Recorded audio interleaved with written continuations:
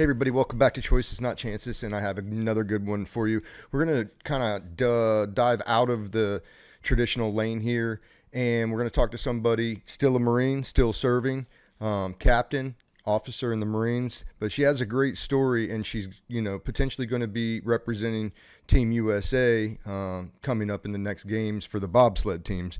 But just a little bit of the accolades. Graduate of George Washington University, where she played softball, Division I. She's a Marine, so hoorah to that. Also, many golds and silvers and other medals that she's won along the way. She's won the best pageant before, and we'll talk a little bit about that. And she's also a published author as of late. She has published the book "If You Can Dream It, Be It," and it's a good shot for all of the young girls out there trying to find themselves. So, Riley, Tejcek, thanks for coming to the show, and I'm glad we made time to get this on. I think it's going to be good. Yeah, thanks for having me, Ryan, and thanks for willing to be able to venture off the path you typically go on. Obviously, still a Marine, still an officer, active duty, but I'm excited for our conversation today. No, yeah, super awesome. So a lot of times I start my podcast the same way. We talked a little bit about it offline, but the first place I want to go is, I want to find out how Riley got to be Riley, right? And a lot of that starts, it all starts when we're younger. So I kind of want to know who you come from and where you come from, and then we'll kind of talk about family dynamic and culture, and kind of how the household went. You have two very successful parents, and so I'd like to see how that looked and how faith or religion fell into that, if it did at all. And then we'll move forward from there into your service. First 12 years is really what, in my opinion, shapes somebody for either being a leader, a follower, somebody that's going to have drive, somebody that's not. Of course, there's, other steps along the way, but I really want to know who you come from, about your siblings, parents, and then kind of family dynamic and culture. Absolutely. And because you asked that question is exactly the reason why I wanted to write my children's book, because I think it's so impactful to impact the young minds of children to create core memories of core values. So looking back in the beginning of my life, I was the firstborn to two parents, John and Anne-Marie Tejcek. My dad was 24, so a little bit younger. My mom was 27. And I have one younger sister, Delaney, who's currently in law school, uber successful as well.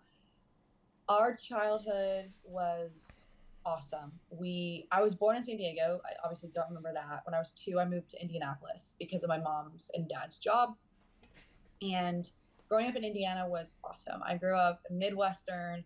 Everyone was so friendly. I remember playing in the cul-de-sac and just running into everyone's houses, or like when my sister and I would make a cake and my mom didn't have any eggs, or hadn't gone to the grocery store, we would run to our neighbor and be like, can we borrow an egg to make a cake? Or you had lemonade stands and all the things. Obviously I don't remember the first 12 years completely, but I remember a lot of the stories that my parents tell when they ask this question: how did you raise your daughters, to this way? And one of my dad's favorite stories he talks about is my very first soccer game. So I know we talked about this offline, but I am really, really big on getting your kids involved in sports, team sports in particular, as soon as you can, for socialization. Obviously, yes, you want them to be the next Ronaldo in soccer, but it's more so of socializing, getting out. Are they aggressive? Are they into the game? Is it socially just for friends? And my dad said at my first soccer game, I was basically the ball hog, so much so that I scored, and I would score on my own goal because I just wanted to score. I just wanted to win. And my dad is like, okay, she has it. She just has it in her. And so he kind of ran with it. So from a very, very young age, I started playing softball and sports. And softball in particular, as children, really makes you engage and embrace your fears head on. There's a reason why kids play soccer and, maybe flag football, by when you're throwing balls at children's faces and they're forced to catch it. Because when you don't catch it, which has happened to me, you get knocked in the face. And there's a lot of failure that's anticipated with softball, baseball, that isn't as big in other sports later on. So my dad being a baseball player, it made sense I was a softball player. But sports was a big part of our life, and that came from my dad. But from my mom is the academics. So the background behind my mom, which I'm like so proud of her. She was adopted. Her birth mom was like 15 years old when she gave birth to her. She was adopted Mm-hmm. through the church to my grandma, my nana, and they were dirt poor in Kentucky. And my mom broke generational curses of not going to college. She did go to college. She went to grad school, and now she's a vice president of one of the biggest pharmaceutical companies in the United States. Oh my So goodness. she was like from nothing to something Mm-hmm. and to someone. But when we were growing up, it's not like, oh, we had a ton of money because they were grinding. But I had two working parents. But my Mm-hmm. mom was like, you will study academics. Mm-hmm. So I remember my mom and my dad every night on Friday or on Fridays at school, we would have a spelling test. And this is like a core memory engraved. And my parents, my dad made it competitive and my mom made it fun. That Monday to Thursday, we had a test every single night for the spelling test. So by the time it came to Friday, we aced it and got 100%. And if you didn't get 100%, it was like we were disappointed. Yep. And so all of a sudden, in like school became like fun. And so I was just a nerd without realizing it too. I was like this like sporty nerd that I loved school and I loved being successful. I skipped seventh grade math, and I got pulled up a grade because of just my, I guess, intellect there. Mm-hmm. And I loved it. Like I thrived on it. So it meant something coming home. Like, yes, my parents were proud of me when I performed on the baseball, softball, soccer field, basketball court, whatever. But they're more important when it was like I also got academic recognitions as well. Sure. So, but they made it competitive. So it's fun. From a faith standpoint, my mom went to Catholic school her whole life. My dad's family was like super, super involved in the church when like my grandma passed out Eucharist for the Catholic service. So Mm. we had that Catholic background, but when sports for me became a thing, softball was Friday, Saturday, championship Sunday.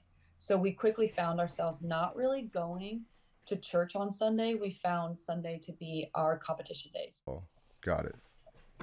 Okay. I just want to go back just a little bit. So you have a younger sister, Mhm. and how much younger? About 2.5 years. 2.5 years. Okay. And so you guys are tight growing up, I would assume then.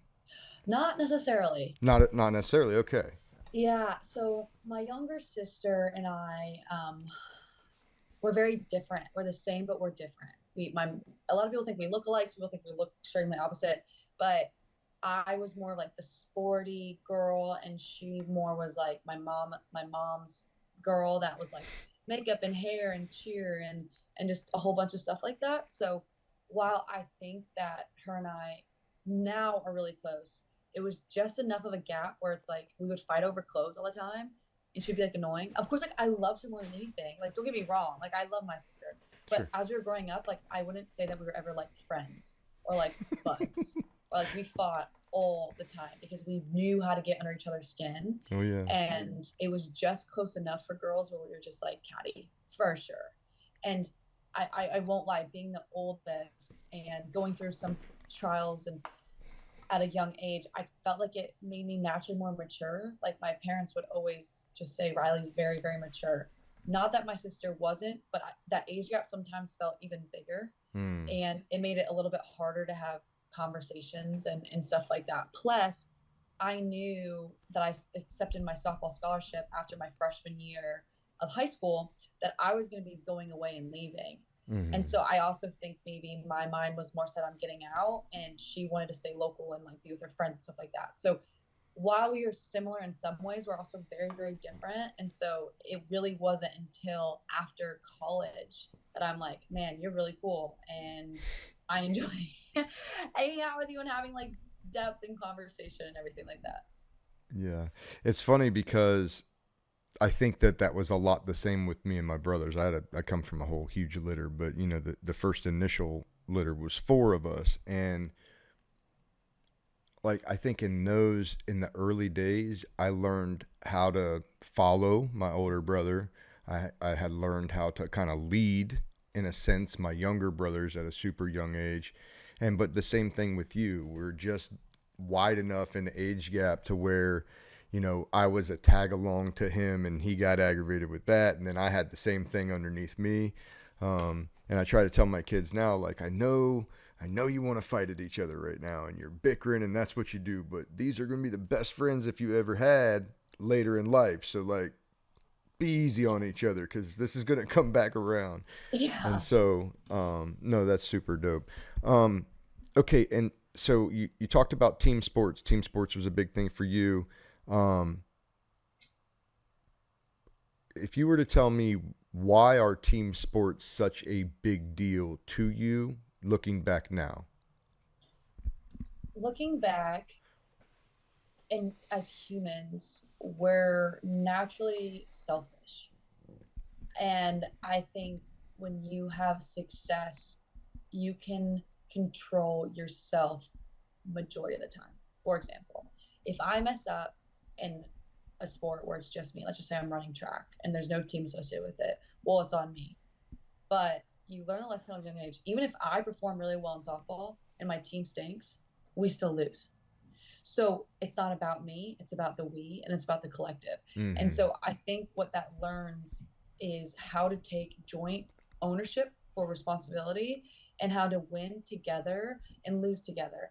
And very few times in the real world is it a one person business. Mm-hmm. Mm-hmm. Majority of the time you have to work with people. So I think sports teaches you how to work with people that are very different than you. They're not the same skill wise or much different mentally. Maybe you're from the same town, but there's still differences in how you grew up and Sure. raised and what you like and what you don't like. And so I think that interaction in a competitive realm, when you're kind of out of control of how the team does, I think it just teaches you so much so young. And I remember, playing softball and being one of the better ones on my team for a while and just not understanding, hating losing, and so conflicted. Like, I played a really great game. I went 3 for 3, but we got run ruled by 12 runs. So how am I supposed to like Mm-hmm. feel about this? And I Mm-hmm. think coming together and bringing other people with you or thriving off of them, really, that hey, I got your back, that we see in the military. Like, hey T, you may have gone 0 for 3 and you may have like sucked, but like we got your back and we're going to pick you up and you're good. Or I make a mistake that penalizes everybody.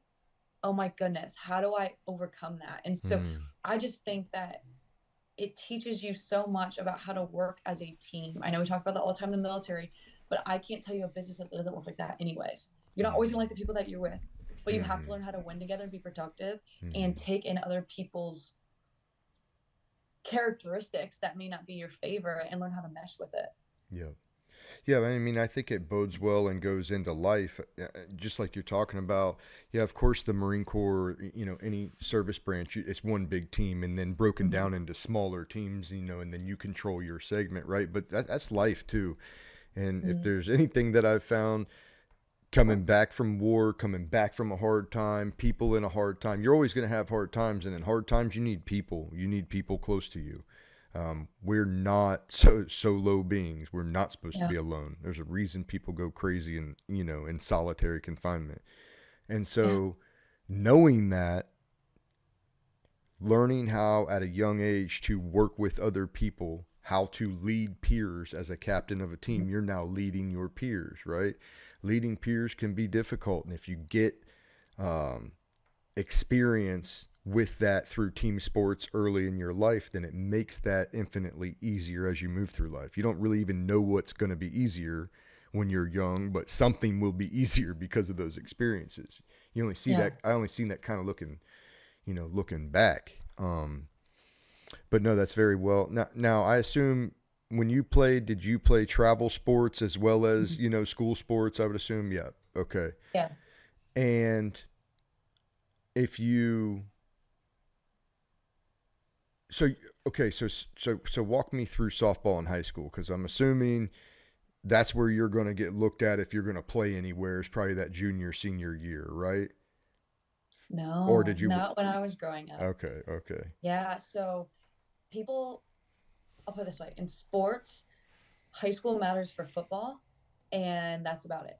Everything else, for the most part, is your travel team and who you're associated with that way because you want to go to showcases and tournaments where the college coaches are. Now, I'm not saying like a local, maybe D3, D2 school maybe doesn't come out to the state championships or something like that, right? Mm-hmm. That's not what I'm saying. But on average, the softball games, even though we were at a massive school, I had 5,000 kids in my high school.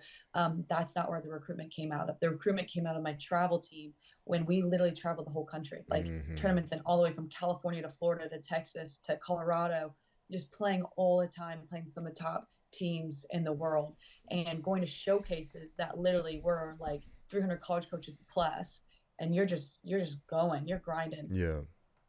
They have changed it and it's much better now, but for a while the NCAA didn't have a rule about the age of being able to accept verbal scholarships, verbally committing.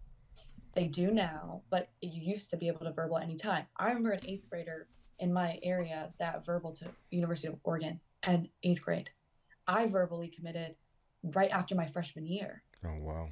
I didn't even have my license yet. And I committed to play at George Washington. And that's because for women's sports in particular, compared to men, women develop faster. So to your point, junior, senior year is oftentimes when men are like shooting up, getting bigger, faster, stronger. Well, women, you actually can kind of Hmm. see where they're going to be at an earlier stage. Now, again, it's gotten much better. They moved the rules so eighth graders can't be committing to the University of Oregon, and it's not like just like disgusting when you're talking to children.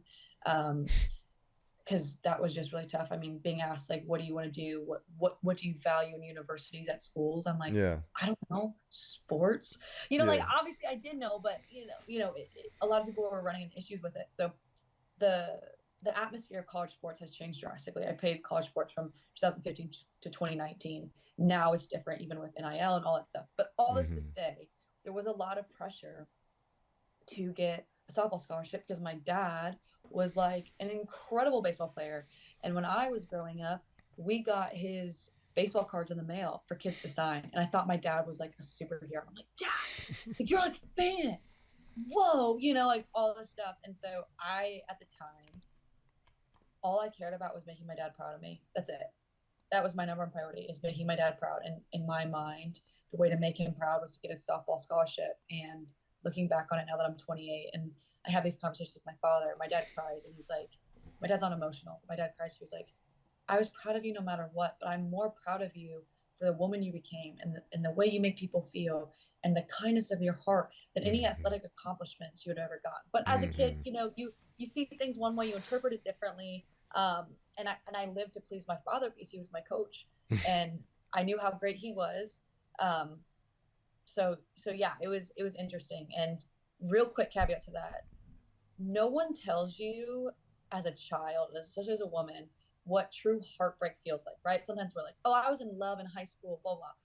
Well, one of my dad's favorite stories was I had two universities reach out to me to invite me to come and see their program about potentially playing softball there. So one was the University of South Carolina, one was Louisville, which are two like massive schools, especially South Carolina. So we go to South Carolina and like the red carpet was rolled out for me and like these three girls. Like we went to the football game and we had like the towels going and it was SEC, right? And you're just like, whoa. And there's palm trees and there's this in the stadiums in the SEC. You're just like, oh my goodness. Like we bought like Gamecock, sweatshirts and like Mm-hmm. South Carolina, all this stuff. And the coach, pulled the woman, she was a pitcher woman, girl, in before me and they offered her a full ride scholarship. And she comes out and she's so excited. And obviously we became friends because in our heads we're like, we're gonna play here together. And so I was next, and obviously they pull me in with my dad and they're like, hey, basically, I think it was something like, we want to offer you like a walk-on position.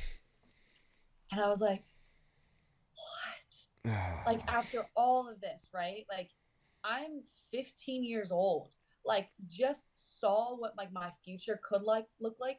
I'm saying to my father, the one person I want to please more than anything, who went to the University of Arizona, who still has records to this day and played professionally, and I'm being told that like I'm not good enough compared to Mm-hmm. this girl I just met in front of me. And if that's not enough, the following weekend, I'm like, all right, everything happens for a reason. It's not supposed to be my school. It's because I'm supposed to go to the University of Louisville. My grandma lives there. I'm like, this is it. This is it. Right? Same thing. I went big football game, like great facilities, all this stuff, and then they pulled me in. And this time they offered me like 5 to 10%. It was like books. It was like, again, just like, it was like the left, right, like 1-2 punch. And I was just like heartbroken Mm-hmm. and shattered. And no one tells you as a kid how you overcome being told that you're not good enough. Mm-hmm.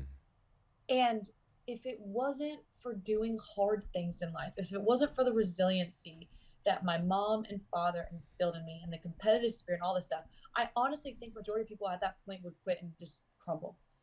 And I kept going.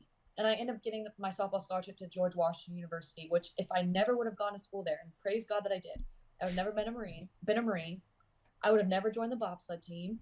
I wouldn't be sitting here talking to you with a book and all of these kinds of stuff that unraveled after. So I'm a very strong Christian. Everything happens for a reason, but that doesn't mean that I was spared the trauma and heartbreak of being told in a room twice, you're just not good enough compared to everyone else. Mm-hmm. And so when I talk to you about maturity as a 15-year-old, that kind of woke me up a little bit Mm-hmm. and made me have to become wiser than I was and deal with things that most people don't have to deal into their 20s. Yeah. So to just wrap kind of a bow on this, because I'm so excited because I never get to talk about this kind of stuff. You're asking like really fun questions. Um, Good. have your children do hard things. Yep. Have them do hard things. I'm not saying they have to like run a marathon or do anything wild, but let them fail. Don't try to save them from every heartbreak. Let them Mm-hmm. learn from it and let them do hard things because that's building their resiliency and that's building their character that they are going to need because life is going to again come knock them down at some point, Yep. and it's the past experiences that they'll be able to draw on to persevere through that obstacle that's put in front of them. Totally agree. And nothing to add there. Hard things.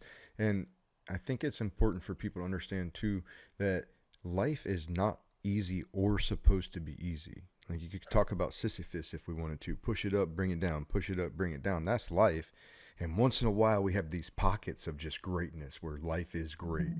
But Mm-hmm. if we didn't have failure and struggle and strife, then joy wouldn't feel so good, and winning wouldn't feel so good, and success wouldn't feel so good. It'd just be opaque. Everything, it wouldn't matter. And so, and when I try to talk to my kids, it's like you need to embrace pain. Like you need Mm-hmm. to embrace that you're out of breath and you have a cramp, and then know that you're alive and push past that and make your body do things because you told it to do something. And like part of me wants to treat them like a little Marine, and then the other part of me is like I need to let them be kids first. Um, but yeah, I think it's extremely important. Um, and you said something though. You said if George Washington wouldn't have happened, you wouldn't have done the bobsled, and maybe you wouldn't have done the book, but maybe you would have, right? Well, I tell you this, the story behind becoming a Marine was because on campus, I ran into a Marine recruiter. The Uh-huh. reason why bobsled was introduced to my life was because the alumni, Lana Myers Taylor, the most decorated bobsled athlete, also played softball at George Washington University. And I met her, which initiated and spun that up. The book would have never came about if I was never a Marine and I never got involved in bobsled and I didn't Hey, pursue anything maybe past you're that. right then. Yeah. So all I'm saying is there's people that aren't of faith. I very much am, but I truly believe when one door closes, uh, it has to close because another one is opening and you can't walk through both of them. Sure. Sure. And I've said this before, so I don't want to make it redundant. It's not mine. I heard it from somebody else, but they said that life only starts to make sense when you look at it in reverse, right? Mm, So if you think about that, it's like, yep, that happened and why? And then because of that, and then why? And then because of that. Well, when I needed that experience because of this. And it's wild to look at that. It's the same when I look at my life and my career. I bounced around certain places and was pissed off that I got sent that place, but it gave me the experience that I needed over here later, right? So yeah. that's pretty wild. Pretty wild. Now, you said your dad was a professional baseball player. Who did he play for? He played with the Seattle Mariners organization. All right. Right on. Um, and your mom, businesswoman, what does she do? She works at Eli Lilly, What is that? which is it's one of the biggest pharmaceutical companies. You've probably seen the commercials Okay. for Lilly, and they have like a brand new weight loss drug. Um, My mom helped launch. There's a commercial that was like, "Depression can hurt, Cymbalta can help." And I don't know why, like that resonates with me today. Either way, people have seen it. They just don't realize the commercials and stuff. But she works for, she's a vice president now of that company. Oh wow, awesome. So you had business mother, obviously successful father in his own right with professional sports. And what did he do after baseball? Mostly was into sales, Sales. Okay. Right. marketing, sales. Yeah. Okay. Yep. Right on. And then successful sister. Okay. So Yeah. boom, we get to George Washington. We meet a Marine Hmm. recruiter. Yeah. He probably put some tiles down in front of you and pulled at your heartstrings. Yeah. Honestly, it didn't really have to. He was already there. I yeah, I didn't realize that my dad throughout my childhood like sprinkled in and was planting the seed to join the military that I had no idea. He had no idea. But Hmm. quick backstory stuff about childhood. My dad would let me stay up late at night watching the Navy SEAL Buds videos with him. And my dad, yeah, would relate softball to military mindset books and doctrine about going to war at the plate. It's me versus you, but it's also me versus me. And how am I going to accept failure in this stuff? So Mm. he was already sprinkling in like Goggins, Jocko, plus Buds, plus like hardcore. But the difference was I only saw men doing that. So I never in my mind, I admired them, but I never made the connection that I could be that. Mm. So when I met the Marine officer, he was just sharp. And I just remember that. I was just impressed. So, you meet someone and you're like, huh, like you got your ducks in a row. Like, you know what you're talking about, you know what you're doing. And it was that moment in time when he basically just started talking to me about he was a collegiate athlete, went into the Marine Corps. There's not very many women serving in the Marine Corps. There's not very many women that look like me, act like me, all this stuff. But I could come in straight away, make an impact, make a difference, give back to my country and serve, travel the world while doing it, and be fulfilled for the rest of my life. Yep. And Sounds like a good package. yeah.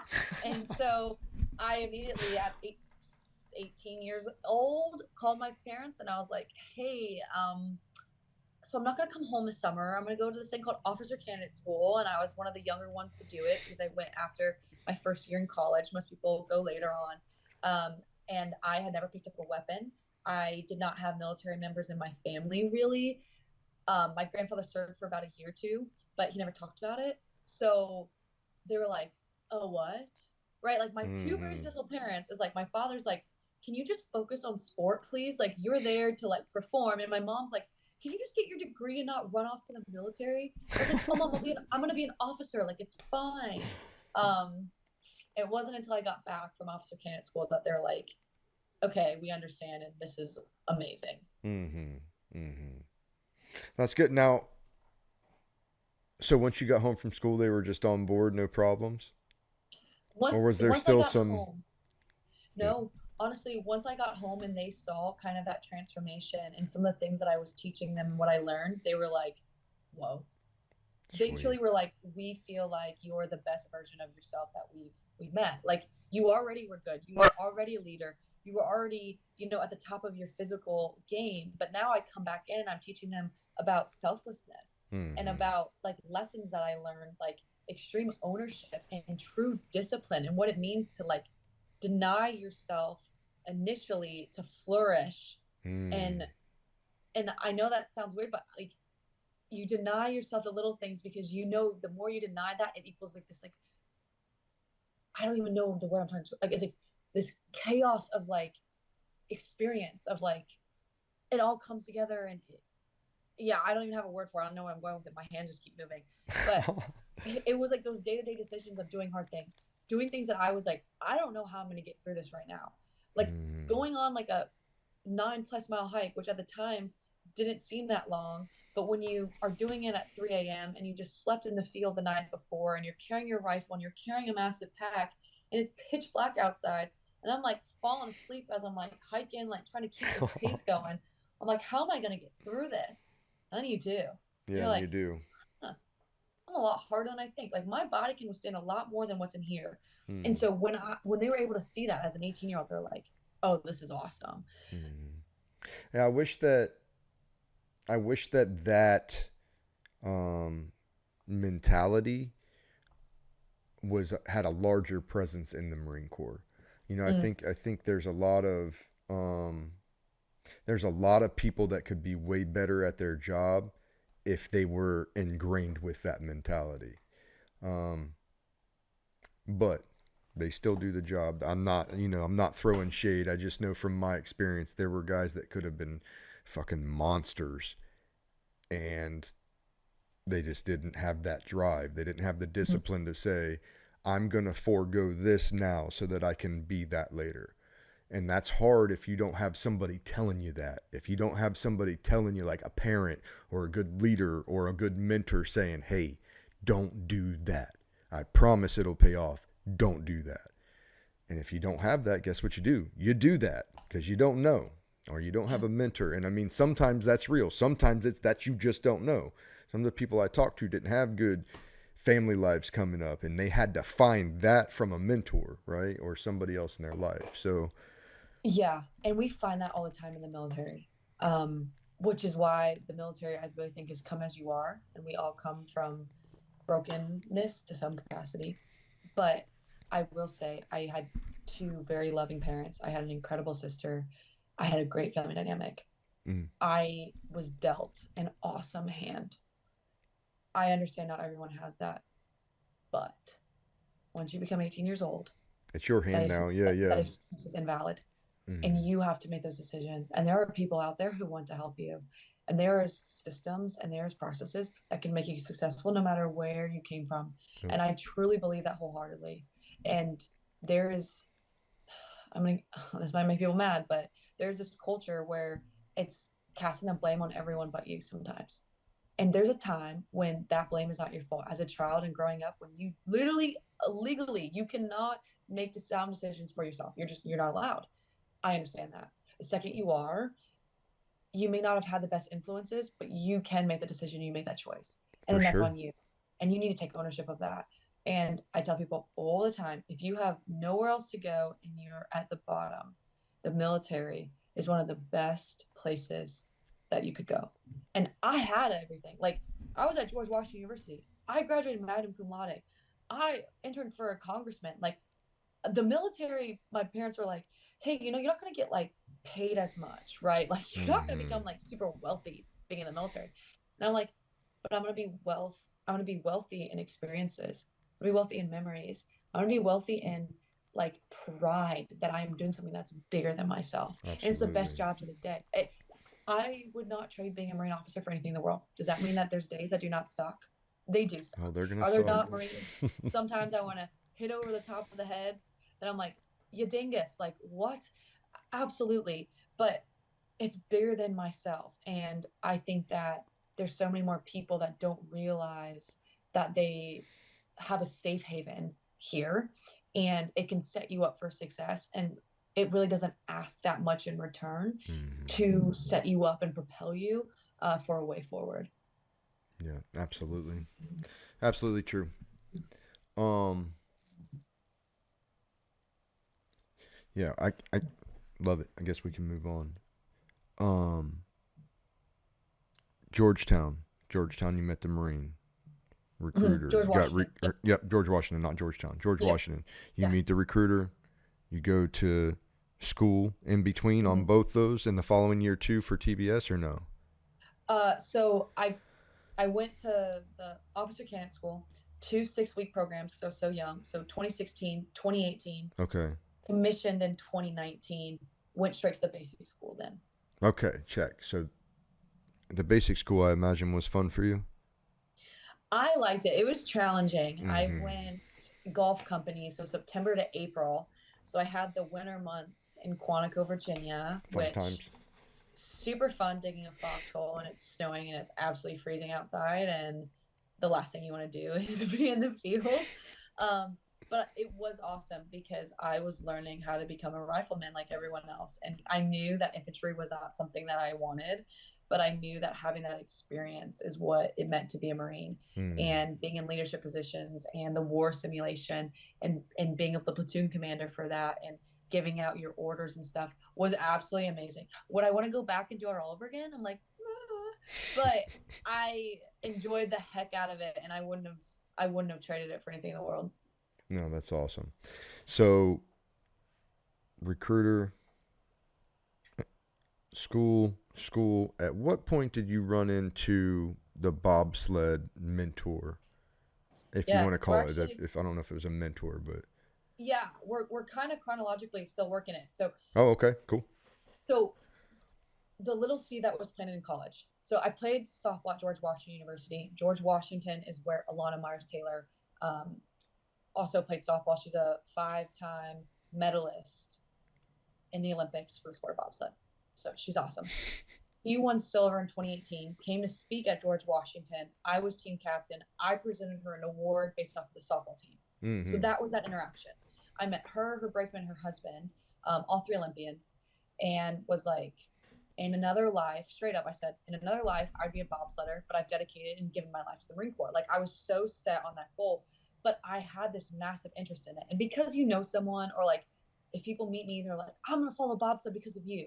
It was the same thing. Like I follow Mm-hmm. bobsled because I met her. Like I have a photo with her. She's awesome. Mm-hmm. Mm-hmm. And Now, again, yeah, before you met her, did you watch much bobsledding?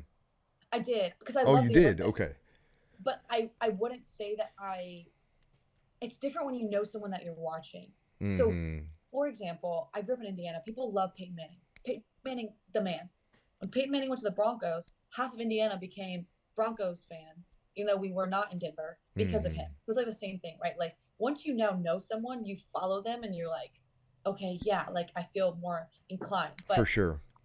being an athlete, the Olympics to me was like the best thing in the world. And bobsledding was always exhilarating and fun. But again, I watched it every 4 years. But you never So did it. You didn't have experience with it or anything like that. no, no. Okay. Sorry. Yeah. All right. Continue. Yeah, yeah, no, you're good. So again, people are like, where'd you bobsled in Indiana? I'm like, I didn't, and I didn't in DC either. And it wasn't until I got through the basic school, logistics school, got to the fleet. Oh my gosh, it's COVID in California when I was stationed in Pendleton, and it's Okay. like the whole world shutting down, and especially in California. And me being me, I like to put myself out there and do crazy things. But more than anything, I don't like being complacent. And I wanted to deploy. I was told I wasn't going to deploy. All my peers were going to deploy because I was a non-deployable unit. I wanted to keep competing and training for sports, so I was going to go for the all Marine softball team. Well, that shut down because of COVID, and I was Mm-hmm. so tired of like running into bumps, speed bumps, and I'm like, oh, like I need something. Like I need a reason to wake up. I've achieved all my goals so far. Like what the heck? Like what am I training for next? And that's when I saw the bobsled tryout, and I was like, oh, and I just happened to notice that it was 2 weeks, and 2 weeks at the time was also COVID protocol, as if you Mm-hmm. came in close contact, it was 2 weeks, port starboard, this, that, the other. So long story short, I started training for it. I didn't know what I was supposed to do other than lift heavy and sprint fast, right? And I called the coaches because I knew Alana, and I just picked up the phone and dialed it because I was like, why the heck not? It's how I live my life. And I got invited, and I showed up to Utah, and it was like sink or swim. We're going to stick you in the driver's seat. We're going to see if you have what it takes. And only two of us out of a group of maybe 30 made it and are still actively competing. That's awesome. That's awesome. Now, what is that first? You don't have to say the first run, but what is it? Because you pilot, right? Yeah. Yeah. What is it like? I can imagine what it's like going down, and I can imagine sitting. Uh-huh. But how much effect do you have on steering it? All of it. Oh, you do. Okay. I am. So I don't have a driving wheel, so it's not like a car. Uh huh. I basically have two, we call D rings. They're like carabiners attached to bungees that rotate the front axle. So Okay. I'm steering. So a Okay. steer is as small as just slightly moving my hand all the way to like a Robin Hood, like max out. So I have to memorize, manipulate pressures, and steer and make the bobsled do what I want. So I have complete control of it. Yeah. However, um, I'm going against gravity against up to 5 Gs, and I'm going upwards of 90 miles an hour. So while I do have control, you fall on your face. So I'll Yeah. tell you about my first time going down the bobsled. I'm woohooing. It's the best thing in the world.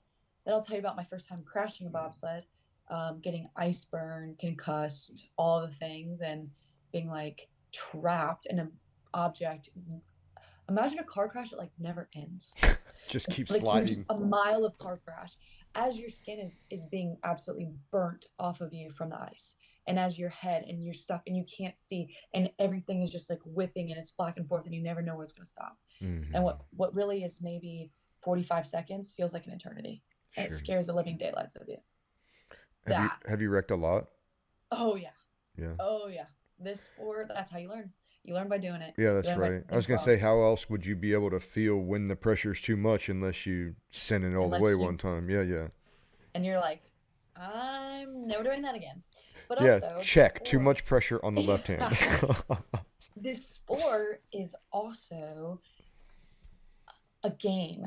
How much can I drive without driving too much? Because the more I drive, the more friction I'm cutting in the ice. When I'm talking about hundreds and thousands of a second, the more ice I'm cutting, the slower I'm going. But if I Mm, don't do enough, I don't turn the front axle and I don't get my nose down and we flip upside down. So then we talk about the blades that we use. So the blades are all different kinds of sizes. The smaller, you have more control, but you go slower. The mm. fatter you make them, the faster you go, but the less control you have. So it's all a game. So there's so many intricacies about bobsled that people just don't know, which like Sure. makes it so fun. People just assume that equipment is standard across the board. It's not. Everyone's running different things, prepping Hmm. different ways. The sleds are manufactured different. There's different weights. There's all this different kinds of stuff in it, and it is an absolute extreme contact sport. You might Love not it. think it's contact, but trust me, you should see the bruises on all of our bodies. Oh, You I can cannot go believe it. down. Yeah, I you watched Cool cannot go down Runnings. one Those run. guys looked like maybe they were getting beat the hell up. but, Yeah, but now, when are the next games? February. And is that what you're training for now? Yes. Okay. Okay. Yeah. And that just consists of being in New York and just practice, or like I'm not. What Well, was the workup? yeah. So, like football, people know football. You have your regular season, and then you have like the Super Bowl. Mm-hmm. Okay. So, in bobsled, we have a regular season. People don't know it. We travel all around the world, compete in 8 or more races, and Okay. that goes into a regular season. And then, just like football, there's a regular season champion, and they get awards and they get all this stuff. And then there's world championships. World championships, like the Super Bowl. World championships is the Olympics of a non-Olympic year, if that makes Okay. sense. Yep. So Yep. right now, I'm at world championships.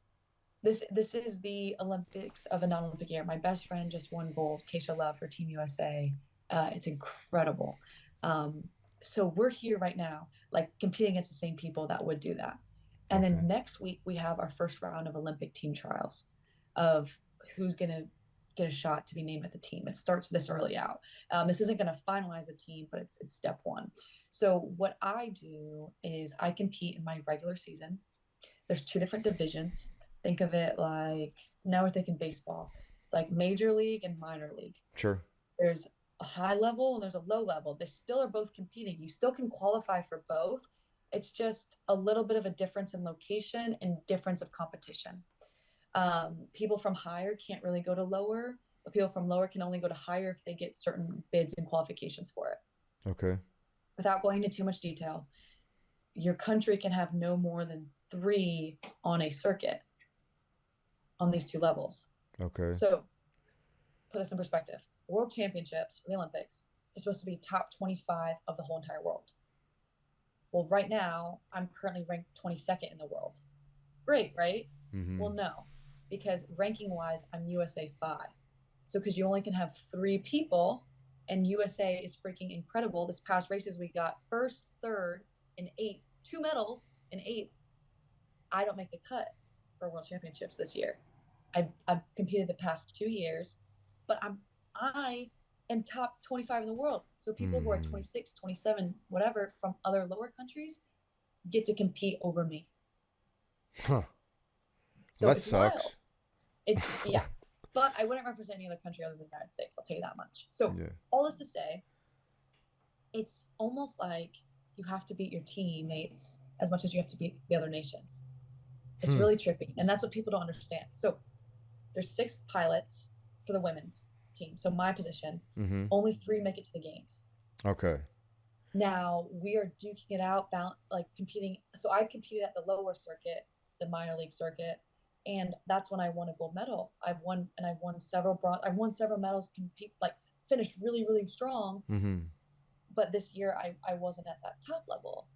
But some people at that top level didn't have as well as finishes as me based off of points and all this stuff. So I don't want to get too much into it, but it's a game within a game. Yeah, I understand But it that. makes it really difficult for me. Like we talked about, I've been in team sports my whole life. I thought this was going to be a team sport, but I'm competing against my own team. Yeah. It's trippy. So the more people can understand a little bit, when you watch bobsled now, you're gonna have a whole different Yeah, I'm excited to perspective. watch it now. I feel like I can be a novice of understanding. Yeah, yeah. And so the team is selected like next week, you mean like during the Olympic trials? Is that when they select who the pilots and who the runners are going to be or pushers? Kind of. Yeah. Okay. This is the 50% of that. So we'll do one in March and we'll do one in like October, because we don't have ice between then. Yeah. So the ice is going to melt. It's getting warmer, and that's why we shut it down. So we have one at the end of the season of saying like, hey, who's like at their game right now, but then who can train over the summer like crazy, and then where do you stack up right before months out, because someone could get injured, vice versa. You never know. So we have Sure. two, and each of them are weighed pretty equally to make a final decision. Gotcha. And now, and so there's no tournaments or anything really in between because of ice as well, or do you guys travel to go to it? No, no, there's no Okay. ice anywhere in the world. It's too expensive. Yeah. Certain countries will open in like September, like Norway. Mm-hmm. We normally open at the end of October here in Lake Placid, New York, upstate New York. But other than that, no. The whole bobsled community, that's what makes bobsled so crazy. We can't just go practice whenever we want. Right. Well, I You're mean, you can limited. keep into shape, but outside of that, Right, yeah. right. And we will. We'll sprint, we'll lift, What about we have simulators? Do you have a simulator? no, we have a push track. So we have a land and one indoors, but the one on land is like a hill and it kind of simulates your push. Mm-hmm. You can do it, in t-shirts and a short outside. So that simulates the push, but nothing can simulate the driving. Gotcha. I just figured, we have simulators for everything now. Um, I don't think it would be as realistic, to be honest, because you yeah, have to feel pressure and you can't. I'm sure someone could, but there's also not a big population that would need that. So the cost sure. that it would It's a take niche to item. do, like, yeah, it's Yeah. Yeah, there's simulators. I bet you spend enough money, you can simulate anything. right. But no, yeah, that's wild. That is an aspect of let's say bobsledding. I haven't thought a lot about bobsledding Yeah, since Cool Runnings when I was a child. Honestly, I mean, like you, I yeah, watch it on the Olympics when the Olympics come on and they're doing it. I watch it. I think it's cool. But actually thinking about it, that the fact that you don't always have time to train and the summer's completely shot. That's a weird aspect to look at it. Or different for me. I wouldn't have thought about that. So you can't really train outside of conditioning until it's no, like right next to go time, and then you gotta yeah. jump into the And then I season. haven't done the skill in 6 months, and I'm like, well, I hope I don't forget it. Here we go. Well, how's that work out? Is the first couple of runs usually rough when Uh, yeah, and yeah. it's tend to be a little terrifying. But honestly, at the same time, it's not. In your mind, you're terrified. You almost don't sleep that night. You want to like vomit. Um, but then you're like, you get back in the seat, and you're like, I've done this 100 times. Not more than 100, but roughly hundreds of times. Mhm. And you Mhm. kind of like lock back in. And the ice, it's not as cold, so you don't go normally as fast, so it kind of helps a little bit. But yeah, people struggle. Like I was deployed May to November in Iraq. I came back in like 4 or 5 days later. I was in Canada competing at the fastest track in the world, and my first run was like money. I Send think it. because I was so like overloaded with like simulation that I was like, okay, and it was like perfect. And then my next run, I crashed. That was my Mm. only crash in that discipline this whole year. But I was like, you know what? If it's gonna happen, it's gonna happen day one. It's gonna Yep. happen when I actually do well. And then I kind of relax a little, and then I'm like, oh no, like no, no, no, no, no, and then it's just over. Um, but I haven't had a stumble since. So That's good. uh, yeah, trust me, my head is thankful for it. But yeah, Now, are you one person bobsledding or two I do people? both, One and one two and two. people? Okay. And what your rider has to just hope that you do everything right after she gets in or he gets in, right? Exactly. Yep. Yeah. A lot of trust. Yeah, just hold on. Yeah. Don't kill me. Yeah. That's wild. And that have you been a pusher before? I have. So what's the dynamic there when you're hoping that somebody does good? You just train Yeah, it's together and insane. just send it as a It's team? insane. Yeah, you're like, I'm already very religious, but I'm like, Lord, please. I didn't do it very long. I'm a big control person, so I like being in the front seat and being Yeah. able to drive and learn. But there's also no worse feeling than when I crushed my teammates and they did nothing to deserve it, and I'm like, it's my fault. And we both, especially them, though, had to like pay the price. Literally, our bodies just Hmm. beat to shreds and destroyed. Yeah. Yeah. Yeah. Check. Okay. Now we've talked about softball. We've talked about growing up. We've talked about the university. Um, just talked about bobsledding, which now I have a huge vested interest in this coming up. Same reason you said. Now I know somebody. But I'd like to also understand. I know we talked about the book a little bit before, at least offline, you and I did. But if you can dream it, be it. Book that you're putting out, and especially kind of engaging young girls um, to dream, to be what they dream, and to dream big. Yeah. Talk about a little bit of how that process started. What was the idea that hit your head, and then where'd you go from there? Yeah, so my book you can see right here in the top corner. Mm-hmm. Yeah, if you can dream it, be it. I had said on a news interview that before I was 30, I'm 28 now. I had said it when I was like 26, 27. I was 26. I said I was going to write a book before the age of 30, and I was serious about that. And part of that becomes I'm hungry all the time. I want to keep doing things and achieving things and finding my ceiling and pushing past it and putting myself out there. So being an author was something that I was passionate about, and a lot of people are like, "You should write a book." I was like, "You're right, I shall." Um, Timing wise, I just gave myself a deadline because, like anyone who sets good goals, give yourself a deadline. Mm-hmm. You need Mm-hmm. to. And I wanted to initially write to children because of what we talked about earlier. The more I was interviewed and the more I reflected on who I was, it was because of those core memories and those core moments that my parents had taught me.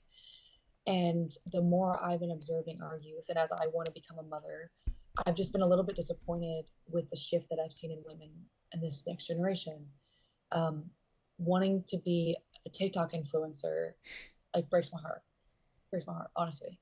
And I remember growing up being like, I want to be a doctor, I want to be an astronaut, I want to, I want to be an archaeologist, like I want to, do all these things. And I'm not saying that I'm not knocking what anyone's doing. I'm not, putting anyone down. I'm just saying I want people to realize that there's a lot in this world that they can accomplish. Mm-hmm. And a part of my story is I never saw a female Marine. I never saw a female in the military. So I never thought that was possible for me. And I didn't see women as professional athletes that were, lack of better words, like above the poverty line. Mm-hmm. It wasn't a thing. And I was like, that's the demographic that I'm going to hit first. Is I'm going to reach out to children. The book is estimated for kids between the ages of 4 to 8, but it can vary, right? Sure. Um, and that's because that's when children I see are asking questions like they're kind of oblivious to the rest of the world, right?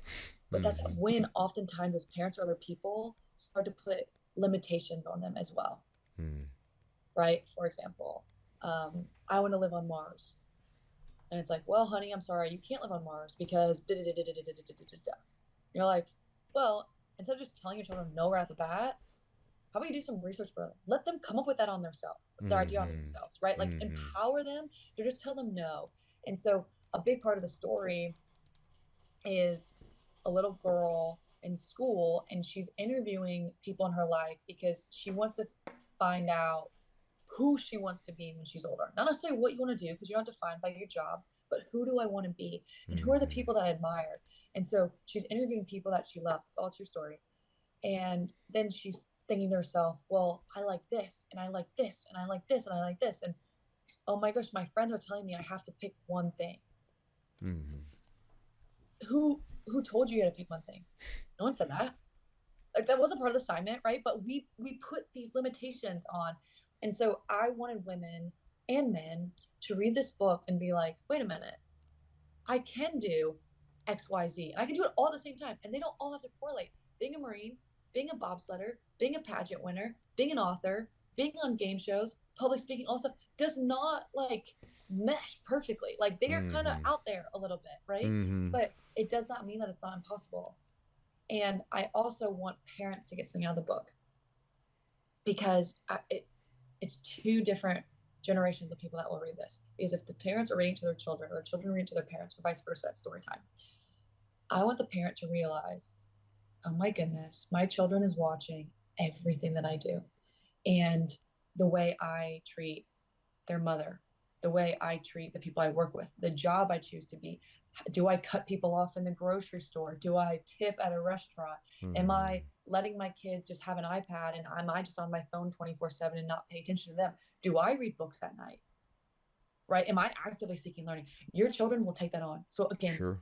back to this whole thing, because I think this like is a perfect bow to wrap up on this, is you asked me and you spent so much time on your childhood. And I have some vivid memories from my childhood that, my parents, I'm sure messed up and did a lot of things, but there's certain things that they ingrained in me from a very, very young age that made me who I am today. And if I can reach those children to teach them being the ability to be bold and courageous, my favorite Bible verse, Joshua 1:9, be bold and courageous, bold and courageous, bold and courageous. If I can teach them or at least inspire them a little bit to do that, again, that could maybe be a core memory for them. Mm-hmm. There may be a young girl or boy that says, oh my gosh, I want to be a Marine when I grow up. Or, oh my gosh, I want to be a bobsledder or an author or this. Or, you know what? I talked to a little girl when I was reading the book. She goes, I want to be a hairdresser. And I'm like, then do it. Mm-hmm. Mm-hmm. And I want kids to be like, yeah, that's cool. I can. And then selfishly, again, there's so much power in picking up a book and not having an iPad and a screen in your face. Mm-hmm. I'm guilty of it too. Everybody's guilty of it to an extent. And Kindles are great. I'm not knocking them, but there's something about reading, taking the time, The sounding out nostalgia the of word. turning the page. Yeah. Yep. Yep. And something that's like real. And when I'm at these book readings with these children, I and was blown away. It was better than I thought of like sounding out certain words that are like encouraging words and Mm-hmm. teaching them a story. And then them looking at me and being like, that's you. And I'm like, yeah. And I got to write a personal note. I asked them, what do they want to be when they get older? I tell them, remember to be bold, courageous, and I add kind in there. And I hope that it may not be a core memory, but it can be a memory that came from no matter what cards you were dealt with, no matter what family you come from. It's a story that I hope can show them some kind of inspiration to let them know that they can and they will achieve great things in this life. And there's no limitations to what they can do. So the title is If You Can Dream It, if you can dream it, if you can visualize it, if you've seen it, you can replicate it and you can be it. Oh yeah. Yeah, that's awesome. That's awesome. It's a great message. It's a great it's a great code to even live by. If you think it up, be it, say it to somebody and let them hold you accountable for it. Mm-hmm. No, this is great. Um, what about future endeavors? What do you got coming up outside of bobsledding? What's your next axe you're going to grind down? Okay, so I have a couple. Okay. One that I'm like so excited to talk about, and most people are like, "What?" It's like I cannot wait to become a mother. I cannot wait to be a mother. Oh yeah. Um, That's the most yeah, important job you'll ever have. eh, and it's not what people think. Where they're like, "What's your next thing?" Da da da da. I'm like, I want to be a mom. My boyfriend, hopefully soon to be fiance, I love more than anything in this world, Danny, and I cannot wait to raise a family with him. And he's a Marine as well. Awesome. He's a Royal Marine though. He's from England, but Hey, Royal he's Marines are badass. yeah, they work. We like them. Um, I've worked with um, some. They're pretty wild. they're incredible. Yeah. I can't wait to have a family of my own. And to your point, I don't think that sometimes people give that enough credit as an accomplishment. Like it's an incredible job. It's one that takes a lot. Too many people So say, "Oh, I'm just a stay-at-home mom," and it's like, it's throw that word no. just out of there. Like no, The that most that's important job you will ever have as a human being is to raise good human beings. a And when thousand you percent. don't raise good human beings, you get some of the stuff we see around our nation right now.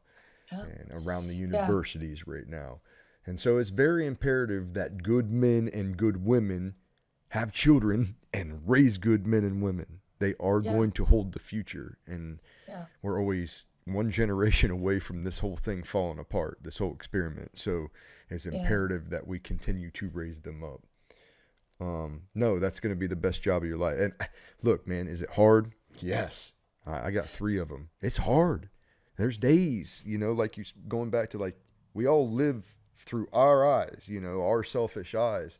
And being a parent is sacrificing anything for yourself until you get that accomplished.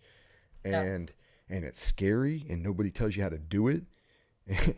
But it's the best. You see them, you know, it'll bring emotions out on you didn't know you had. You see them do something great, or something for the first time, or bring home an A on a test. Those things give you that proud dad or that proud mom moment, which is I don't know. I haven't found that emotion anywhere else. So, too awesome. Anything you want to leave us with? Yeah. I sometimes just like shooting from the hip here, where I like, what am I feeling? What's this conversation like? All this kind of stuff. I want to leave people that are listening with this. Again, just what's on my heart. You're in the veteran community, um, or you're in the military. We are the 1% of the population that chose to serve, to raise our right hand, and to support and defend the Constitution of the United States. I have seen too much people in our community attack one another, and it breaks my heart. It breaks my heart. And, Mm-hmm. I'm not saying that everyone has to like you. I'm not saying that everyone has to support your life decisions when you're in the military. That's not what I'm saying. But when you talk about that team, we're all on the same team. We've all suffered. We've all gone through it. We've all experienced similarities. And too many times I see brothers and sisters just tear each other apart. And there's a little bit of this generational gap sometimes between, well, you never deployed, you're not really a Marine, or, you only served 4 years, so you don't understand, or, Mm-hmm. you never killed someone or fired your weapon in combat, and this, that, the other, right? And it's like breaking our community apart. Or there's people that are like so hard on the young Marine. And I'm not saying there's not a little bit of it that's like good, right? Toughen them up. But there comes a line when it's like, hey, like, that's just like downright, just like Mm. terrible. Like, don't wish something bad on somebody or anything like that. So I know your podcast is really geared towards that. So all I can say is just, we all have some of the same struggles. Our suicide rate and everything is just way, way too high. And everyone, we want to help this, at the other, but maybe your way of helping is just being kind, reaching out to people that are part of the 1% of the 1% decides to serve, you know, saying something positive to someone in that community, or reaching out and lifting them up. And if you're not in the military veteran community, this does not mean this does not apply to you. Reach out to someone in your community. Compliments are free. Yep. Telling someone what you think about them in a nice way does not take time. It does not eat anything up from you. Actually, you realize how contagious that domino effect can be. Oh And yeah. so I just want to leave people with this: is it costs you nothing to be kind. It doesn't. But Yep. it can have the biggest cost and the negative standpoint on someone's life, someone's mental well-being, or even just breaking someone's day. And so I'm not saying that our community isn't full of hardcore great people that need some tough love, but a tough love also means that there's love to be shared. And so Mm-hmm. let's continue to just love and support each other in our community, no matter where we came from, no matter what our career looked like in the military, or out of it. And let's continue to uplift each other, because that's what I believe we're called to do, because we understand things about each other that no one else in this world will ever understand. No, I totally agree. I totally agree. I love it. Um, Even though there's some intramural squabbling, I know that Yeah.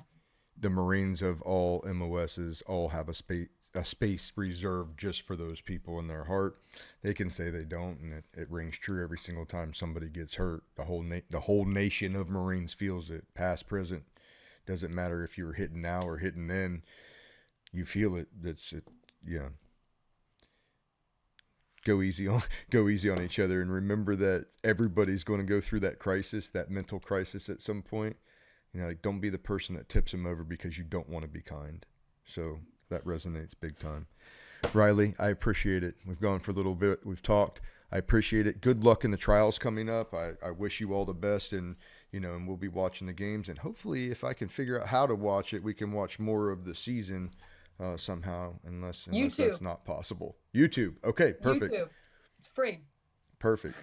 So all of you guys check that out. Also, everybody go pre-order this book, supporting a Marine and supporting a message to young girls and young boys that they can be what they dream, and see somebody just above them in that next generation that's actually doing all of these things that she talks about, and doing them successfully. So Riley, thanks for coming out. You guys follow her. She's got a link tree. She's got Instagram. She's got LinkedIn. She's got the socials. Go follow her. And I'll put some information in the bio below about how you can donate to Team USA and how you can get that book on your pre-order and get it in your basket, get to somebody special.